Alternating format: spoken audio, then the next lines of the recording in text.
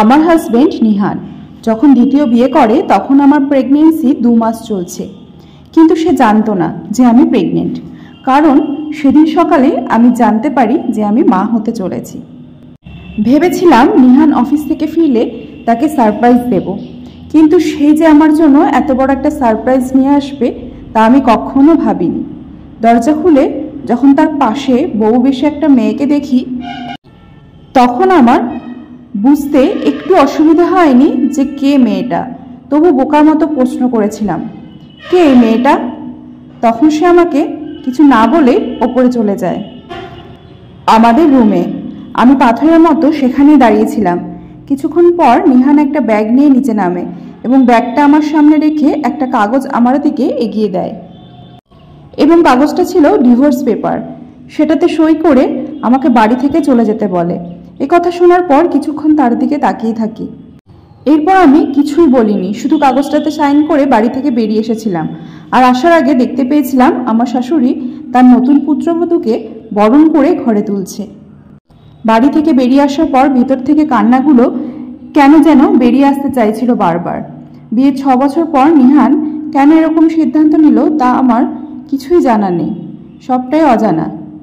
তাই তখন কিছুই বলিনি এবং তাকে জানানোর আর প্রয়োজন মনে করিনি সে যে বাবা হতে চলেছে। একটা গাড়ি নিয়ে বাবার বাড়ির উদ্দেশ্যে রওনা দিলাম। আমাদের বিয়েটা পারিবারিকভাবেই হয়েছিল। আমি ছিলাম আমার বাবা মায়ের একমাত্র সন্তান। কোনো সময় বাবা মায়ের কথার অমান্য হয়নি। তাই বাবা যখন বিয়ের কথা বলে তখন তাকে বলেছিলাম সে যে ছেলেকেই পছন্দ করবে আমি তাকেই বিয়ে করব। বাবা আমার কাছে জানতে চেয়েছিল আমার কোনো পছন্দ আছে কিনা। যেহেতু আমার কোনো পছন্দ ছিল না, তাই বাবার কথা আপত্তি করার কোনো প্রশ্নই ছিল না। বাবা মার পছন্দের ছেলে নিহানের সাথে আমার বিয়েটা তখন হয়ে যায়। ওর সাথে যখন বিয়ে হয় তখন আমি অনার্সের 3য় বর্ষের ছাত্রী। বিয়ের পর পড়াশোনা করতে চাইলে শাশুড়ি প্রথমে আপত্তি জানালেও অনেক জোরাজুরির পর রাজি হয়। অনেক কষ্টে মাস্টার্স কমপ্লিট করি। মাস্টার্স কমপ্লিট করার পর আমি বাচ্চা নেওয়ার চিন্তা ভাবনা করি, কিন্তু অনেকদিন চেষ্টা করার পরও যখন কোনোভাবে কনসিভ করতে পারছিলাম না তখন ডাক্তারের কাছে যাওয়ার সিদ্ধান্ত নিই।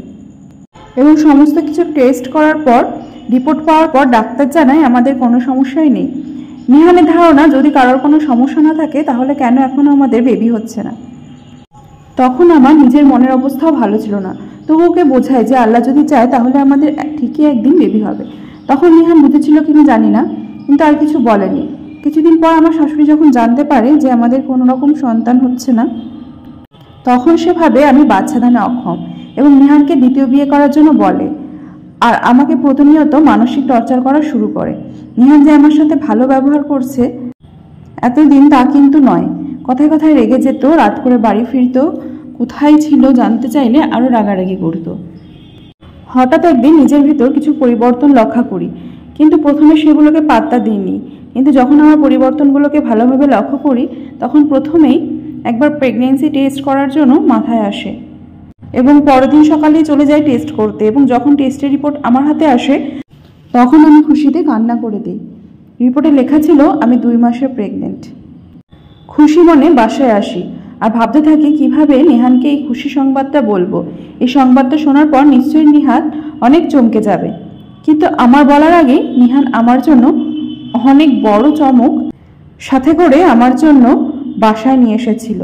আমি যদি তখন বলতাম নিহানকে যে সে বাবা হতে চলেছে তাহলে হয়তো সে বাচ্চার জন্য হলেও আমাকে মেনে নিত আবার, কিন্তু আমি চাইনি তার মতো স্বার্থপর মানুষের কাছে আমি আর বাচ্চার দোহাই দিয়ে থাকি। আচ্ছা, সে কি আমাকে 6টা বছরে একটুও ভালোবাসতে পারেনি?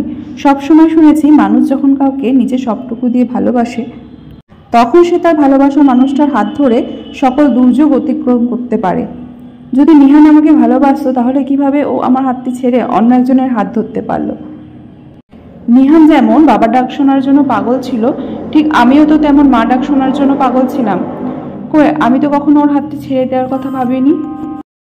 বাবার বাসায় আসার পর মা আমাকে একলা দেখে জিজ্ঞাসা করলো নিহান আমার সাথে আসেনি নাকি পরে আসবে। তখন আমি নিজেকে আটকাতে পারলাম না, হাওমাও করে কান্না করে দিলাম এবং মা বাবাকে সবটা খুলে বললাম। বাবা মা সবটা শোনার পর স্তব্ধ হয়ে গেল।